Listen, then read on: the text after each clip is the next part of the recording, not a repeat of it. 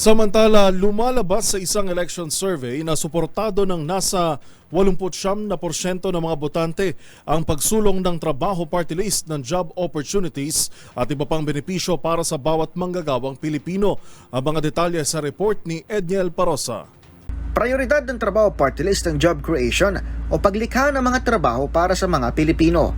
Ayon kay Attorney Michelle David Espiritu, tagapagsalita ng grupo, kabilang dito ang pagpapataas ng sahod, non-wage benefits gaya na lamang ng flexible working arrangement at pagsulong ng 4-day workweek. Batay sa pinakahuling survey ng social weather stations, halos 89% ng mga botanteng Pinoy ang nagsabing susuporta sila sa mga kandidatong nagsusulong ng job opportunities. Nasa 88% naman ng respondents ang nagsabing iboboto nila ang mga naninindigan sa karapatan at kapakanan ng OFWs.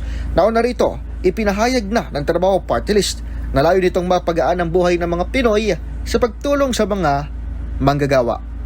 Para sa MBC TV Network News, ito si Edniel Parosa ng DZRH. Una sa Pilipinas, una sa Pilipino.